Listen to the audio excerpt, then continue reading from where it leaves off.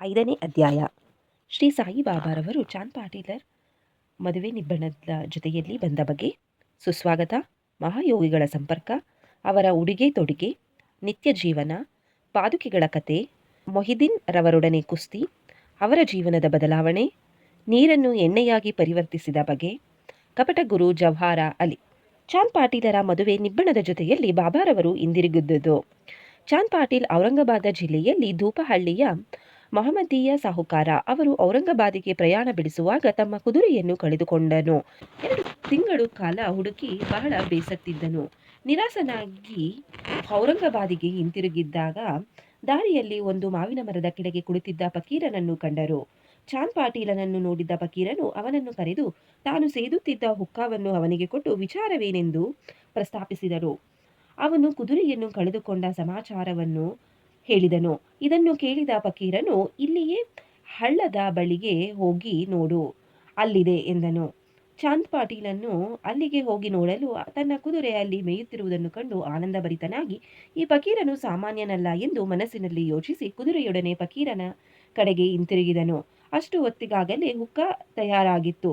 ಅದರ ಬಟ್ಟೆ ಒದ್ದೆ ಮಾಡಲು ನೀರು, ಹೊಗೆಸೊಪ್ಪು ಹೊತ್ತಿಸಲು ಬೆಂಕಿಯೂ ಬೇಕಾಗಿದ್ದಿತು. ಆಗ ಆ ಫಕೀರನು ಸಾಟಕದಿಂದ ನೆಲಕ್ಕೆ ಹೊಡೆದ ಕೂಡಲೇ ಬೆಂಕಿ ಉತ್ಪತ್ತಿಯಾಯಿತು. ಮತ್ತೆ ಸಾಟಕ ನೆಲಕ್ಕೆ ಹೊಡೆದನು, ನೀರು ಹೊರಚಿಮ್ಮಿತು. ಆದ್ದರಿಂದ ಬಟ್ಟೆಯನ್ನು ಒದ್ದೆ ಮಾಡಿ ಹುಕ್ಕ ಸೇವಿಸಿದನು. ನಂತರ ಚಾಂದ್ ಪಾಟೀಲನಿಗೂ ನೀಡಿದನು. ಇದನ್ನು ನೋಡಿ ಚಾಂದ್ ಪಾಟೀಲನಿಗೆ ವಿಸ್ಮಯವಾಯಿತು. ಅವನು ಫಕೀರನನ್ನು ತನ್ನ ಮನೆಗೆ ಆಹ್ವಾನಿಸಿ ತನ್ನ ಆದರಾತಿಥ್ಯ ಸ್ವೀಕರಿಸುವಂತೆ ಬೇಡಿಕೊಂಡನು. ಮಾರನೇ ದಿನ ಫಕೀರನು ಸಹ ಚಾಂದ್ ಪಾಟೀಲನೊಂದಿಗೆ ಪ್ರಯಾಣ ಮಾಡಿ ಅವನ ಮನೆಯಲ್ಲಿ ಸ್ವಲ್ಪ ದಿನಗಳಿದ್ದನು. ಚಾಂದ್ ಪಾಟೀಲನು ತನ್ನ ಮೈದುನನ ಮದುವೆಗೆ ಹೊರಡಬೇಕಾಯಿತು. ಮದುವೆ ಶಿರಡಿಯಲ್ಲಿ ನಡೆಯುವ ಹಾಗೆ ನಿಶ್ಚಿತವಾಗಿತ್ತು. ಆಗ ಫಕೀರನು ಸಹ ಮದುವೆ ಬಳಗದೊಂದಿಗೆ ಶಿರಡಿಗೆ ಬಂದನು. ಮದುವೆ ಸಾಂಗವಾಗಿ ನೆರವೇರಿತು. ಬೀಗರೆಲ್ಲರೂ ಹಿಂತಿರುಗಿದರು. ಆದರೆ ಫಕೀರನು ಮಾತ್ರ ಶಿರಡಿಯಲ್ಲಿಯೇ ಉಳಿದನು. ಫಕೀರನಿಗೆ ಸಾಯಿ ಎಂಬ ಹೆಸರು. ಮದುವೆ ನಿಬ್ಬಣದವರು ಖಂಡೋಬಾ ದೇವಸ್ಥಾನದ ಬಳಿ ಇದ್ದ ಭಗತ್ ಮಾಳ ಸಪಾತಿಯವರ ಹೊಲದ ಬಳಿ ಬಂದರು. ಗಾಡಿಯಿಂದ ಎಲ್ಲರೂ ಒಬ್ಬೊಬ್ಬರಾಗಿ ಇಳಿಯುತ್ತಿದ್ದರು. ಅಂತೆಯೇ ಫಕೀರನು ಸಹ ಇಳಿದು ಬರುತ್ತಿರುವಾಗ ಮಾಳ ಸಪಾತಿಯವರು ಈ ಯುವಕನನ್ನು ನೋಡಿ ಯಾ ಸಾಯಿ ಎಂದು ಸುಸ್ವಾಗತ ನೀಡಿದರು. ಅಂದಿನಿಂದ ಎಲ್ಲರೂ ಅವನ್ನು ಸಾಯಿ ಎಂದು ಕರೆಯಲಾರಂಭಿಸಿದರು. ಈ ಸಾಯಿಯೇ ಶಿರಡಿಯ ಪ್ರಖ್ಯಾತ ಶ್ರೀ ಸಾಯಿಬಾಬಾ. ಇತರ ಸನ್ಯಾಸಿಗಳೊಡನೆ ಸಂಪರ್ಕ. ಸಾಯಿಬಾಬಾರವರು ಮಸೀದಿಯಲ್ಲಿ ವಾಸಿಸುತ್ತಿದ್ದರು. ದೇವಿದಾಸ ಎಂಬ ಸಾಧುವು ಬಹಳ ದಿನಗಳಿಂದ ಶಿರಡಿಯಲ್ಲಿಯೇ ಇದ್ದನು. ಬಾಬಾರವರಿಗೆ ಅವರ ಸಾಂಗ ಸಮ್ಮತವೆನಿಸಿತ್ತು. ಆದುದರಿಂದ ಕೆಲವು ಕಾಲ ಅವರೊಡನೆ ಮಾರುತಿ ದೇವಸ್ಥಾನದಲ್ಲಿದ್ದರು. ನಂತರ ಕೆಲವು ಕಾಲ ಒಂಟಿಯಾಗಿ ವಾಸಿಸುತ್ತಿದ್ದರು. ಆಮೇಲೆ ಜನಕಿದಾಸ ಎಂಬ ಸಾಧುವು ಬಂದರು. ಬಾಬಾರವರ ಅವರೊಡನೆ ಸಂಪರ್ಕ ಬೆಳೆಸಿ ಇವರಿರುವ ಕಡೆಗೆ ಅವರು, ಅವರಿರುವ ಕಡೆಗೆ ಇವರು ಬಂದು ಹೋಗುತ್ತಿದ್ದರು. ಗಂಗಾಗೀರ ಎಂಬ ಸಾಧುವಿನೊಡನೆ ಸಂಪರ್ಕ ಬೆಳೆಸಿದರು. ಗಂಗಾಗೀರವರು ಮೊದಲು ಬಾಬಾರವರೇ ಸ್ವಂತ ತೋಟಕ್ಕೆ ನೀರೆರೆಯುತ್ತಿರುವುದನ್ನು ನೋಡಿ ಆಶ್ಚರ್ಯಚಕಿತರಾಗಿ, ಇಂಥ ಅಮೂಲ್ಯವಾದ ರತ್ನವನ್ನು ಹೊಂದಿರುವ ಶಿರಡಿಯೇ ಪುಣ್ಯಸ್ಥಾನ ಎಂದು ಹೇಳಿದರು. ಇವನು ಸಾಮಾನ್ಯನಲ್ಲ, ಶಿರಡಿಯ ಅದೃಷ್ಟವೇ ಸರಿ ಎಂದು ಸಹ ಹೇಳಿದರು. ಇದೇ ರೀತಿ ಅಕ್ಕಲಕೋಟೆಯ ಮಹಾರಾಜರ ಶಿಷ್ಯರಾದ ಆನಂದ ಮಠದ ಆನಂದನಾಥ ಎಂಬ ಸಾಧುವು ಸಹ ಶಿರಡಿಗೆ ಬಂದಿದ್ದರು. ಅವರೂ ಸಹ ಸಾಯಿಬಾಬಾರವರನ್ನು ನೋಡಿ, ಇದೇ ನೈಜವಾದ ಅಮೂಲ್ಯ ರತ್ನ, ಇವರು ಸಾಮಾನ್ಯ ಮನುಷ್ಯರಲ್ಲ, ನೀವು ಇದನ್ನು ಮುಂದೆ ಮನಗಾಣುವಿರಿ ಎಂದು ಹೇಳಿ ಯೆವಲ ಗ್ರಾಮಕ್ಕೆ ಹಿಂತಿರುಗಿದರು. ಈ ನುಡಿಗಳೆಲ್ಲವೂ ಶ್ರೀ ಸಾಯಿಬಾಬಾರವರು ತರುಣರಾಗಿದ್ದಾಗಿನ ಮಾತುಗಳು. ಬಾಬಾರವರ ದೈನಂದಿನ. ಚಿಕ್ಕ ವಯಸ್ಸಿನಿಂದಲೇ ಬಾಬಾರವರು ತಲೆ ಬೆಳೆಸಿದ್ದರು ಎಂದು ಆಯುಷ್ಕರ್ಮ ಮಾಡಿಸಿರಲಿಲ್ಲ. ಜಟ್ಟಿಯ ಹಾಗೆ ಉಡುಪು ಧರಿಸುತ್ತಿದ್ದರು. ರಹತಕ್ಕೆ ಹೋದಾಗ ಅಲ್ಲಿಂದ ಚೆಂಡು, ಜಾಯಿ ಮತ್ತು ಜೂಯಿ ಎಂಬ ಹೂವಿನ ಗಿಡಗಳನ್ನು ತಂದು ನೆಟ್ಟು ನೀರೆರೆದು ಬೆಳೆಸಿದರು. ಶಿಷ್ಯನಾದ ವಾಮನ ತಾತ್ಯ ಎಂಬುವನ ಪ್ರತಿದಿನವೂ 2 ಹಸಿ ಮಡಕೆಗಳನ್ನು ತಂದು ಕೊಡುತ್ತಿದ್ದನು. ಬಾಬಾರವರು ಬಾವಿಯಿಂದ ನೀರು ಸೇದಿ ಗಿಡಗಳಿಗೆ ಎರೆಯುತ್ತಿದ್ದರು. ಸಾಯಂಕಾಲವಾದ ನಂತರ ಮಣ್ಣಿನ ಮಡಿಕೆಗಳನ್ನು ಒಂದು ಕಡೆಗೆ ಇಡುತ್ತಿದ್ದರು.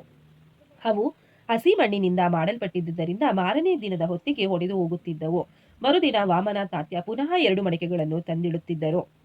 ಈ ರೀತಿ ಸುಮಾರು 3 ವರ್ಷಗಳ ಪರಿಶ್ರಮದಿಂದ ಅವರು ಒಂದು ತೋಟವನ್ನು ನಿರ್ಮಿಸಿದರು. ಈ ನಿವೇಶನದಲ್ಲಿಯೇ ಬಾಬಾರವರ ಮಹಾಸಮಾಧಿ ಮಂದಿರ ನಿರ್ಮಿತವಾಗಿದೆ. ಬೇವಿನ ಮರದ ಬುಡದಲ್ಲಿರುವ ಪಾದುಕೆಗಳು. ಅಕ್ಕಲಕೋಟೆಯ ಮಹಾರಾಜರ ಭಕ್ತಬಾಯಿ ಕೃಷ್ಣಾಜಿ ಹಾಲಿಭಾಗಕರ ಅವರು ತಮ್ಮ ಗುರುವಿನ ಫೋಟೋ ಒಂದನ್ನಿಟ್ಟುಕೊಂಡು ಪೂಜಿಸುತ್ತಿದ್ದರು.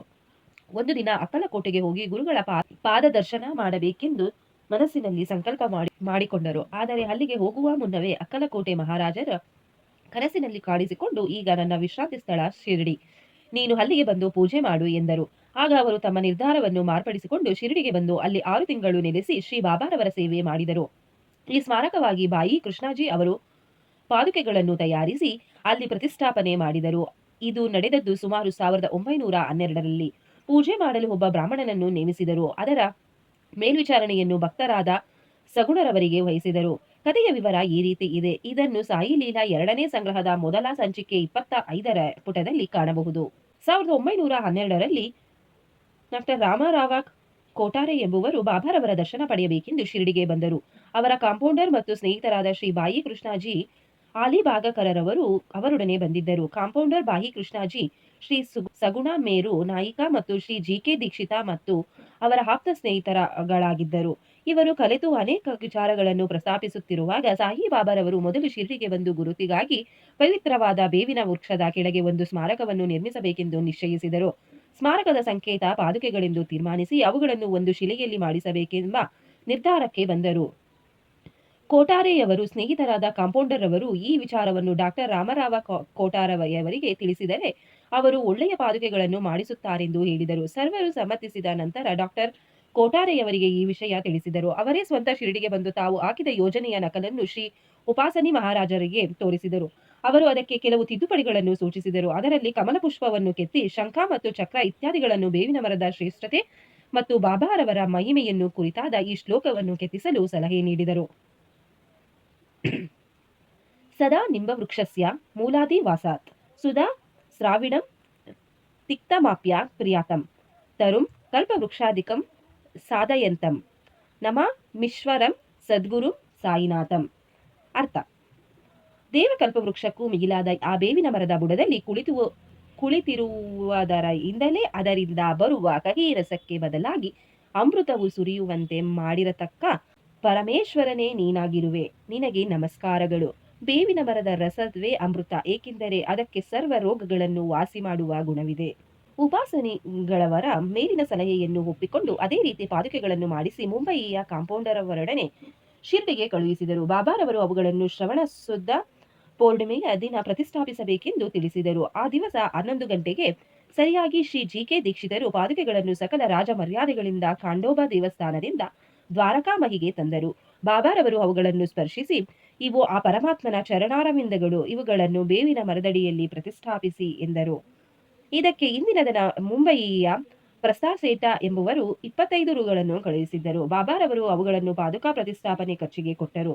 ಅದರ ಜೊತೆಗೆ ಚಂದಾ ಹಣದಿಂದ 75 ರೂಗಳು ಸೇರಿಸಿ ಒಟ್ಟು 100 ರೂಗಳನ್ನು ಸಮಾರಂಭಕ್ಕೆ ಉಪಯೋಗಿಸಲಾಗಿತ್ತು. ಮೊದಲ 5 ವರ್ಷಗಳವರೆಗೆ ಶ್ರೀ ದೀಕ್ಷಿತರು, ನಂತರ ಲಕ್ಷ್ಮಣ ಕಾಚೇಶ್ವರರು ಪೂಜಾ ವಿಧಿಗಳನ್ನು ನೆರವೇರಿಸುತ್ತಿದ್ದರು. ಮೊದಲ 5 ವರ್ಷಗಳ ದೀಪದ ಖರ್ಚಿಗೋಸ್ಕರ ಡಾಕ್ಟರ್ ಕೋಟಾರೆಯವರು ಪ್ರತಿ ತಿಂಗಳು 3 ರೂಗಳನ್ನು ಕಳುಹಿಸುತ್ತಿದ್ದರು ಮತ್ತು ಪಾದುಕೆಯ ಸುತ್ತ ನೆಡಲು ಕಂಬಗಳನ್ನು ಕಳುಹಿಸಿದರು. ಮೇಲ್ಛಾವಣಿಯ ಖರ್ಚನ್ನು ಶ್ರೀ ಸಗಣ ಮೇರು ನಾಯಕಿಯರವರು ವಹಿಸಿಕೊಂಡರು. ನಂತರ ನಾನಾ ಚೋಪಾದಾರರವರಿಂದ ಪೂಜೆಯು ಶ್ರೀ ಸಗುಣ ಮೇರು ನಾಯಕರವರಿಂದ ಪ್ರತಿದಿನ ಸಾಯಂಕಾಲ ನೈವೇದ್ಯ ಅರ್ಪಣೆ ಮತ್ತು ಆರತಿಯು ನಡೆಯತ್ತಿದವು. ಬಾಯಿ ಕೃಷ್ಣಾಜಿಯವರು ಮೊದಲು ಅಕ್ಕಲಕೋಟೆ ಮಹಾರಾಜರ ಭಕ್ತರಾಗಿದ್ದರು. ಪಾದುಕಾ ಪ್ರತಿಷ್ಠಾಪನೆ ಸಂದರ್ಭದಲ್ಲಿ ಅಂದರೆ 1912ರಲ್ಲಿ ಶಿರಡಿಗೆ ಬಂದರು. ಬಾಬಾರವರ ದರ್ಶನ ಪಡೆದ ನಂತರ ಅಕ್ಕಲಕೋಟೆಗೆ ಪ್ರಯಾಣ ಮಾಡಬೇಕೆಂದಿದ್ದರು. ಹೊರಡಲು ಬಾಬಾರವರ ಅನುಮತಿ ಬೇಡಿದರು. ಆಗ ಬಾಬಾರವರು ಅಕ್ಕಲಕೋಟೆಯಲ್ಲೇನಿದೆ, ಅಲ್ಲಿಗೇಕೆ ಹೋಗಬೇಕು, ಅಲ್ಲಿಯ ಮಹಾರಾಜನು ನಾನೇ ಇಲ್ಲಿದ್ದೇನೆ ಎಂದರು. ಇದನ್ನು ಕೇಳಿ ಬಾಯಿ ಕೃಷ್ಣಾಜಿಯವರು ಅಕ್ಕಲಕೋಟೆಗೆ ಹೋಗಲೇ ಇಲ್ಲ. ನಂತರ ಅವರು ಶಿರಡಿಗೆ ಆಗಾಗ್ಗೆ ಬಂದು ಹೋಗುತ್ತಿದ್ದರು. ಶ್ರೀ ಬಿ.ವಿ. ದೇವರವರು ಶ್ರೀ ಹೇಮಾಡಪಂತರಿಗೆ ಈ ವಿಷಯ ತಿಳಿಸಿರಲಿಲ್ಲವೆಂದು ತೋರುತ್ತದೆ. ಹಾಗೆ ತಿಳಿಸಿದ್ದ ಪಕ್ಷದಲ್ಲಿ ಸಚ್ಚರಿತೆಯಲ್ಲಿ ಹೇಮಾಡಪಂತರು ಈ ವಿಷಯ ನಮೂದಿಸದೇ ಇರುತ್ತಿರಲಿಲ್ಲ. ಮೊಹಮ್ಮದ್ದಿನ ತಾಂಬೋಳಿಯವರೊಡನೆ ಕುಸ್ತಿ ಮತ್ತು ಅವರ ಜೀವನದಲ್ಲಿ ಬದಲಾವಣೆ. ಶಿರಡಿಯಲ್ಲಿ ಮೊಹಿದ್ದೀನ ತಾಂಬೋಳಿ ಎಂಬ ಜಟ್ಟಿ ಇದ್ದನು. ಕೆಲವು ವಿಷಯಗಳಲ್ಲಿ ಬಾಬಾರವರಿಗೂ ಅವನಿಗೂ ಒಮ್ಮತವಾಗದೆ ಇಬ್ಬರು ಕುಸ್ತಿ ಮಾಡಿದರು. ಬಾಬಾರವರು ಸೋತರು. ಅಂದಿನಿಂದ ಬಾಬಾರವರು ತಮ್ಮ ದೈನಂದಿನ ಉಡುಪನ್ನು ಬದಲಾಯಿಸಿದರು. ಒಂದು ನಿಲುವಂಗಿಯನ್ನು ಧರಿಸಿ ತಲೆಗೆ ಬಟ್ಟೆ ಸುತ್ತಿದರು. ಆಸನಕ್ಕೆ ಗೋಣಿ ಚೀಲವನ್ನು ಉಪಯೋಗಿಸಲು ಆರಂಭ ಮಾಡಿದರು. ಯಾವಾಗಲೂ ತೃಪ್ತಿಯಿಂದಿರುತ್ತಿದ್ದರು. ಯಾವಾಗಲೂ ದೊರೆತನಕ್ಕಿಂತ ಬಡತನವೇ ಮೇಲು, ದೇವರು ಯಾವಾಗಲೂ ಬಡವರ ಸಹೋದರನಾಗಿರುತ್ತಾನೆ ಎನ್ನುತ್ತಿದ್ದರು. ಗಂಗಾಗೀರ ಸಹ ಮೊದಲು ಕುಸ್ತಿ ಜೊತೆಯಾಗಿದ್ದರು. ಇದೇ ತರಹದ ಭಾವನೆ ಅವರಲ್ಲಿಯೂ ಮೂಡಿ ಸಂಸಾರವನ್ನು ತ್ಯಜಿಸಿ ಸ್ವಾನುಭವ ಪಡೆಯಲೋಸೊಗೆ ಇದೇ ರೀತಿ ಪರಿವರ್ತನೆಯಾಗಿ ಪುಡತಾಂಬೆ ನದಿಯ ದಡದಲ್ಲಿ ಮಠವನ್ನು ಸ್ಥಾಪಿಸಿ ಶಿಷ್ಯರೊಡನೆ ಅಲ್ಲಿ ವಾಸಿಸಿದ್ದರು. ಮೊದಲು ಬಾಬಾರವರು ವಿಶೇಷವಾಗಿ ಜನರೊಡನೆ ಸೇರುವುದಾಗಲಿ ಮಾತನಾಡುವುದಾಗಲಿ ಮಾಡುತ್ತಿರಲಿಲ್ಲ. ಪ್ರಶ್ನಿಸಿದಾಗ ಮಾತ್ರ ಉತ್ತರ ಕೊಡುತ್ತಿದ್ದರು. ಬೆಳಿಗ್ಗೆ ಬೇವಿನ ಮರದ ಹತ್ತಿರವೂ ಕೆಲವು ಸಾರಿ ಹಳ್ಳಿಯ ಹಳ್ಳದ ಸಮೀಪದಲ್ಲಿದ್ದ ಬಾಬುಲಾ ಮರದ ನೆರಳಲ್ಲಿಯೂ ಕುಳಿತು ಕಾಲ ಕಳೆಯುತ್ತಿದ್ದರು. ಮಧ್ಯಾಹ್ನದ ಹೊತ್ತು ಕೆಲವು ದಿನ ನಿಮಾಂಗವಕ್ಕೆ ಹೋಗುತ್ತಿದ್ದರು. ಅಲ್ಲಿ ತ್ರೆಂಬಕಜಿ ಡೆಂಗಳೆಯವರ ಮನೆಗೆ ಹೋಗುತ್ತಿದ್ದರು. ಬಾಬಾರವರು ಬಾಬಾ ಸಾಹೇಬರಲ್ಲಿ ಬಹಳ ಪ್ರೀತಿ ಇಟ್ಟಿದ್ದರು. ಅವರ ಕಿರಿಯ ಸಹೋದರರಾದ ನಾನಾ ಸಾಹೇಬರಿಗೆ 2ನೇ ಮದುವೆಯಾದರೂ ಸಹ ಸಂತಾನ ಪ್ರಾಪ್ತಿ ಇರಲಿಲ್ಲ. ಬಾಬಾ ಸಾಹೇಬರು ಬಾಬಾರವರ ದರ್ಶನ ಪಡೆಯುವಂತೆ ತಮ್ಮ ಸಹೋದರರನ್ನು ಕಂಡರು. ಬಾಬಾರವರ ದರ್ಶನ ಲಾಭದಿಂದ ಮತ್ತು ಕೃಪೆಯಿಂದ ಅವರಿಗೆ ಪುತ್ರ ಸಂತಾನ ಪ್ರಾಪ್ತಿಯಾಯಿತು. ಅಂದಿನಿಂದ ಬಾಬಾರವರನ್ನು ಕಾಣಲು ಅನೇಕ ಜನರು ಬರಲು ಆರಂಭಿಸಿದರು. ಅವರ ಕೀರ್ತಿಯು ಅಹಮದಾನಗರವನ್ನು ಮುಟ್ಟಿತು. ಆಗ ನಾನು ಸಾಹೇಬ ಚಂದೋರ್ಕರ ಮತ್ತು ಕೇಶವ ಚಿದಂಬರ ಮುಂತಾದವರು ಶಿರಡಿಗೆ ಬರುವಂತಾಯಿತು. ಹಗಲಿನಲ್ಲಿ ಬಾಬಾರವರನ್ನು ಭಕ್ತರು ಎಡೆಬಿಡದೆ ಮುತ್ತಿಕೊಳ್ಳುತ್ತಿದ್ದರು. ರಾತ್ರಿ ಹೊತ್ತು ಅವರು ದ್ವಾರಕಾಮಯಿಯಲ್ಲಿ ನಿದ್ರಿಸುತ್ತಿದ್ದರು. ಬಾಬಾರವರ ಆಗಿನ ಆಸ್ತಿ ಎಂದರೆ ಹುಕ್ಕ ಸೇದುವ ಚಿಲುಮೆ, ನಿಲುವಂಗಿ, ಒಂದು ತಗಡಿನ ಪಾತ್ರೆ, ಒಂದು ಕೋಲು, ಒಂದು ಬಟ್ಟೆಯನ್ನು ತಲೆಗೆ ಕಟ್ಟಿದ ನಂತರ ಅದರ ಕೊನೆಯನ್ನು ಸುತ್ತಿ ಹಿಂದಿನಿಂದ ಎಡಭಾಗದ ಕಿವಿಯ ಮೇಲೆ ಇಳಿಬಿಡುತ್ತಿದ್ದರು. ಗೋಣಿ ಚೀಲವೇ ಅವರ ಆಸನವಾಗಿತ್ತು. ಚಳಿಯಾದಾಗ ಮಾತ್ರ ದಕ್ಷಿಣದ ಕಡೆಗೆ ಮುಖ ಮಾಡಿಕೊಂಡು ಅಗ್ನಿಕುಂಡೆಯ ಮುಂದೆ ಕುಳಿತುಕೊಳ್ಳುತ್ತಿದ್ದರು. ಆ ಅಗ್ನಿಕುಂಡ ತಮ್ಮ ಅಹಂಕಾರ, ಮೋಹ ಮುಂತಾದವುಗಳನ್ನು ಕಾಣಿಕೆಯಾಗಿ ಅರ್ಪಿಸುತ್ತಿದ್ದರು. ಕಾಲಿಗೆ ಪಾದರಕ್ಷೆಗಳನ್ನು ಉಪಯೋಗಿಸುತ್ತಿರಲಿಲ್ಲ. ಅವರಿಂದ ಮಸೀದಿ ದ್ವಾರಕಾಮಯಿಯಾಗಿ 1912ರಲ್ಲಿ ಪರಿವರ್ತನೆ ಹೊಂದಿತು. ನೀರನ್ನು ಎಣ್ಣೆಯಾಗಿ ಪರಿವರ್ತಿಸಿದ್ದು.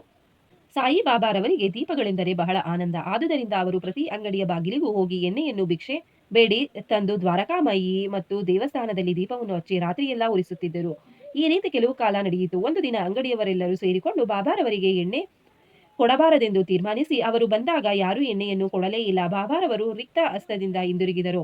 ಯಾವ ಅನುಮಾನವೂ ಇಲ್ಲದೆ ಬರೀ ಬತ್ತಿಯನ್ನೇ ಪಣತಿಗಳನ್ನಿಟ್ಟು ತಗಡಿನ ಪಾತ್ರೆಯಲ್ಲಿದ್ದ ಸ್ವಲ್ಪೆಣ್ಣೆಗೆ ನೀರು ಬೆರೆಸಿ ಅದನ್ನು ಉರಿದರು. ನಂತರ ನೀರನ್ನು ಎಲ್ಲಾ ಪಣತಿಗಳಲ್ಲಿ ಹಾಕಿಬಿಟ್ಟು ದೀಪಗಳನ್ನು ಹಚ್ಚಿದರು. ರಾತ್ರಿಯೆಲ್ಲ ಪಣತಿಗಳು ಪ್ರಕಾಶಮಾನವಾಗಿ ಉರಿಯತೊಡಗಿದವು.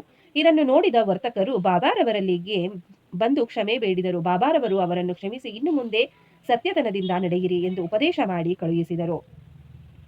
ಕಪಟಗುರು ಜವಾಹರ ಅಲ್ಲಿ ಕುಸ್ತಿ ಘಟನೆ ಜರುಗಿದ 5 ವರ್ಷಗಳ ನಂತರ ಅಹಮದಾನಗರದಿಂದ ಜವಾಹರಲ್ಲಿ ಎಂಬ ಫಕೀರನು ತನ್ನ ಶಿಷ್ಯವೃಂದದೊಡನೆ ಶಿರಡಿಗೆ ಬಂದು ಅಲ್ಲಿಯ ವೀರಭದ್ರಸ್ವಾಮಿ ದೇವಸ್ಥಾನದ ಹತ್ತಿರದಲ್ಲಿದ್ದ ದೊಡ್ಡ ಕೊಠಡಿಯೊಂದರಲ್ಲಿ ಬಿಡಾರ ಮಾಡಿದನು. ಅವನು ಒಳ್ಳೆಯ ವಿದ್ವಾಂಸನಾಗಿದ್ದನು. ತನ್ನ ಮಧುರವಾದ ಕಂಠದಿಂದ ಕುರಾಣವೆಲ್ಲವನ್ನೂ ಕಂಠಪಾಠ ಮಾಡಿದ್ದ ಹಾಗೆ ಹೇಳುತ್ತಿದ್ದನು. ಹಳ್ಳಿಯ ಜನರೆಲ್ಲರೂ ಅವನನ್ನು ಗೌರವಿಸತೊಡಗಿದರು. ಜನರ ಸಹಾಯದಿಂದ ವೀರಭದ್ರಸ್ವಾಮಿ ದೇವಸ್ಥಾನದ ಎದುರಿನಲ್ಲಿ ಇದ್ದಾಗ ಮಹಮ್ಮದೀಯರು ಎದುರಿನಲ್ಲಿ ಕುಳಿತು ಪ್ರಾರ್ಥನೆ ಮಾಡುವ ಗೋಡೆ ಕಟ್ಟಿಸಲು ಪ್ರಯತ್ನಪಟ್ಟನು. ಈ ವಿಷಯದಲ್ಲಿ ಕೆಲವರೊಡನೆ ಮನಸ್ತಾಪವಾದುದರಿಂದ ಅವನು ಶಿರಡಿಯನ್ನು ಬಿಟ್ಟು ರಹತಕ್ಕೆ ಹೋಗಿ ನೆಲೆಸಬೇಕಾಯಿತು. ಹಾಗಾಗಿ ಅವನು ಶಿರಡಿಗೆ ಬಂದು ಬಾಬಾರವರೊಡನೆ ಮಸೀದಿಯಲ್ಲಿ ತಂಗುತ್ತಿದ್ದನು. ಜನರು ಇದನ್ನು ನೋಡಿ ಬಾಬಾ ಅವನ ಶಿಷ್ಯನೆಂದು ಭಾವಿಸಿದರು. ಆದರೆ ಅವರಿಗದು ಆಕ್ಷೇಪಣೆಯಾಗಿ ಕಂಡುಬರಲಿಲ್ಲ. ನಂತರ ಗುರು ಮತ್ತು ಶಿಷ್ಯರಿಬ್ಬರು ರಹತಕ್ಕೆ ಹೋಗಿ ನೆಲೆಸಬೇಕೆಂದು ತೀರ್ಮಾನಿಸಿದರು. ಗುರುವಿಗೆ ಶಿಷ್ಯನ ಯೋಗ್ಯತೆ ತಿಳಿದಿರಲಿಲ್ಲ. ಆದರೆ ಶಿಷ್ಯನಿಗೆ ಮಾತ್ರ ಗುರುವಿನ ಯೋಗ್ಯತೆ ತಿಳಿದಿತ್ತು. ಆದರೂ ಶಿಷ್ಯನು ಅವರನ್ನು ಕೀಳಾಗಿ ಕಾಣುತ್ತಿರಲಿಲ್ಲ. ಶಿಷ್ಯನು ಗುರುವಿನ ಕೆಲಸಗಳನ್ನು ಅತಿ ಜಾಗರೂಕತೆಯಿಂದ ವೀಕ್ಷಿಸುತ್ತಿದ್ದನು. ಶಿಷ್ಯನು ಅನೇಕ ಸಲ ರಹತಕ್ಕೆ ಹೋಗುತ್ತಿದ್ದನು. ಅವರ ಮುಖ್ಯ ಸ್ಥಾನ ರಹತ ಆಗಿತ್ತು. ಶಿರಡಿಯ ಬಾಬಾರವರ ಭಕ್ತರಿಗೆ ಇದು ಸಮ್ಮತವಾಗಿರಲಿಲ್ಲ. ಆದ್ದರಿಂದ ಅವರೆಲ್ಲರೂ ಬಾಬಾರವರಿಗೆ ಗುಂಪು ಕಟ್ಟಿಕೊಂಡು ಹೊರಟರು. ಬಾಬಾ ಅವರನ್ನು ಇದಾಗ ಹತ್ತಿರ ಸಂದರ್ಶಿಸಿದಾಗ ಅವರು, ನನ್ನ ಫಕೀರನು ಬಹಳ ಕೋಪಿಷ್ಟ. ಅವನು ಬರುವುದರೊಳಗಾಗಿ ಹಿಂತಿರುಗಿ. ಅಷ್ಟು ಹೊತ್ತಿಗೆ ಫಕೀರನು ಹಿಂದಿರುಗಿದ್ದನು. ಮಾತುಕತೆಗಳಾದವು. ಆಗ ಗುರು ಮತ್ತು ಚೇಲ ಬಾಬಾ ಇಬ್ಬರು ಶಿರಡಿಗೆ ಹಿಂತಿರುಗಬೇಕೆಂದು ತೀರ್ಮಾನವಾಯಿತು. ಆದ್ದರಿಂದ ಇಬ್ಬರು ಶಿರಡಿಗೆ ಹಿಂತಿರುಗಿದರು. ಕೆಲವು ದಿನಗಳ ನಂತರ ಶಿರಡಿಯ ದೇವಿದಾಸ ಎಂಬುವನಿಂದ ಫಕೀರನು ಸೋಲಿಸಲ್ಪಟ್ಟು ಶಿರಡಿಯನ್ನು ಬಿಟ್ಟು ಓಡಿದನು. ಬಿಜಾಪುರಕ್ಕೆ ಹೋಗಿ ಕೆಲವು ಕಾಲದ ನಂತರ ಶಿರಡಿಗೆ ಬಂದು ಬಾಬಾರವರ ಮುಂದೆ ಧ್ಯಾನ ಮಾಡತೊಡಗಿದನು. ನಾನು ಗುರು, ಬಾಬಾರವರು ನನ್ನ ಶಿಷ್ಯ ಎಂಬ ದುರಾಭಿಮಾನವು ಫಕೀರನನ್ನು ಬಿಟ್ಟು ಓಡಿತು. ತನ್ನ ಕೃತ್ಯಕ್ಕೆ ಪಶ್ಚಾತ್ತಾಪ ಪಟ್ಟುಕೊಂಡನು. ಬಾಬಾರವರು ಅವನನ್ನು ಪ್ರೀತಿಸಿ ವಿಶ್ವಾಸ ಮತ್ತು ಗೌರವಗಳಿಂದ ಸತ್ಕರಿಸಿದರು. ಈ ಕಥೆಯಲ್ಲಿ ಬಾಬಾರವರು ಮನುಷ್ಯನು ತನ್ನ ಅಹಂಕಾರವನ್ನು ಹೇಗೆ ತೊರೆಯಬಹುದೆಂಬುದನ್ನು ನಿದರ್ಶಿಸಿದ್ದಾರೆ. ಈ ಕಥೆಯು ಬಾಬಾರವರ ಭಕ್ತ ಮಾಳಾಸಪತಿಯವರಿಂದ ಗೊತ್ತಾಗಿದೆ. ಮುಂದಿನ ಅಧ್ಯಾಯದಲ್ಲಿ ಶ್ರೀರಾಮನವಮಿ ಸಮಾರಂಭ, ದ್ವಾರಕಾಮಯಿ ಇದ್ದ ರೀತಿ, ಅದರ ಪುನರುದ್ಧಾರ ಇತ್ಯಾದಿ ವಿಷಯಗಳನ್ನು ವಿವರಿಸುತ್ತೇನೆ. ಶ್ರೀ ಸಾಯಿ ಪ್ರಣಾಮ.